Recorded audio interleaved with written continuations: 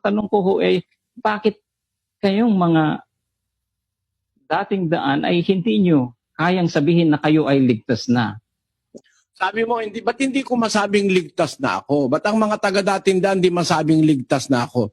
Tapos, ang binasa mo, yung 8 ng Roma. Babasahin ko, hindi mo kasi binasa eh.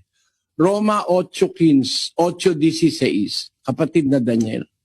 Ang Espiritu rin ang nagpapatotoo, kasama ng ating Espiritu, na tayo'y mga anak ng Diyos.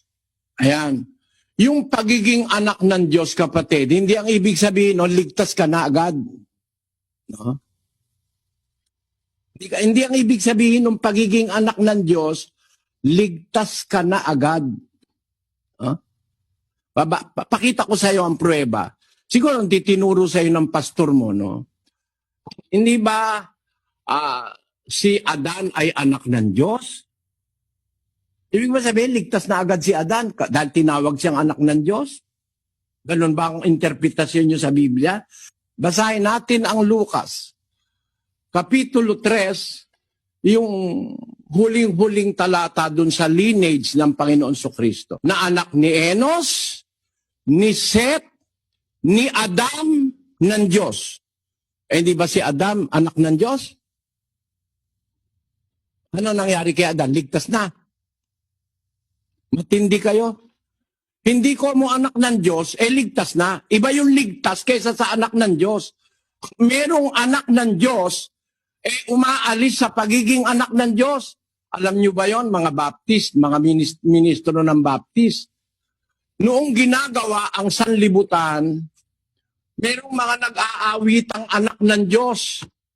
Nang magsiawit na magkakasama ang mga bituin pang umaga.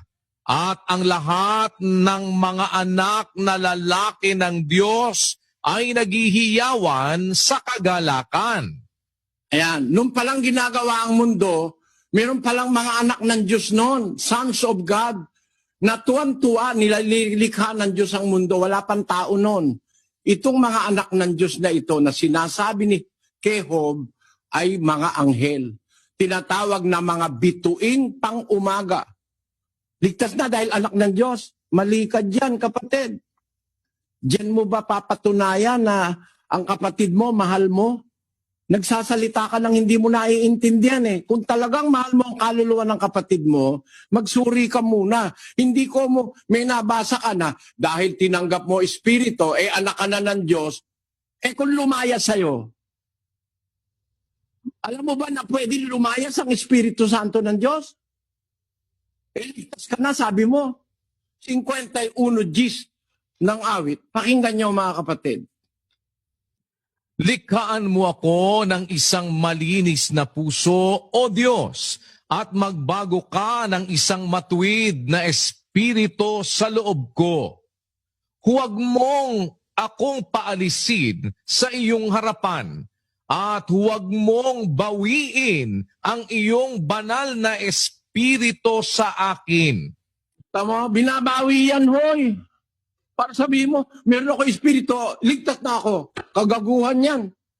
Katarantaduhang walang katulad sa Biblia yan kung nakakaintindi ng Biblia ang makakausap mo.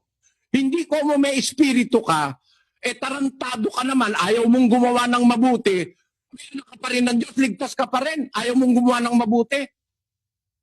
Sasabihin mo, dinadagdagan ko ebanghelyo. Yung paggawa ng mabuti, hindi ko dinagdag. Nasa ebanghelyo yon. Inalis lang mga Baptist. Ayan ang dapat. Tawagin mo yung pinakamataas sa inyo. Ayoko kita. Kung hindi ka ministro, ayoko kitang kadiskusyon. Ang hamon mo kasi, diskusyon eh. Sabi mo, hinahamon ka ng mga kapatid mo. Nung sabihin mo, kung ano sabi mo, I quote, Kuya, kung mahal mo kami, patunayan mo sa harapan ni Brother Eli, kung natama yung iglesia mo, aanib kami sa'yo. Maganda yan. Kung ang gusto mo, patunayan mo, yan ang hamon mo, humanap kayong pastor mong pinakamataas sa inyo sa Baptist. Hindi ikaw, dahil hindi ka naman yata pastor eh. At kung pastor ka, kawawa naman mga kapatid mo, no? Biro mo, iniwan ka ng kapatid mo, sumama sa akin. Baka may nakita silang liwanag na hindi makita sa inyo. Bakit? Unang-una, mali ang presumption nyo, ang deduction nyo. Pagka pala anak ng Diyos, ligtas na. Hindi totoo yan. Maging sa mga anghel na mga unang tinawag na mga anak ng Diyos, may mga nagkasalat na pahamak. Ibinulid sa kalaliman. No? Naging mga demonyo. Tapos sabi mo, kung anak ng Diyos, ligtas na. Mali yan, kapatid. Wala kang batayan dyan. Ang Diyos pwede niyang bawiin ang kanyang espiritu. Pag nagsalaula ka, kagaya nung miyembro sa Korinto, ligtas ba yun?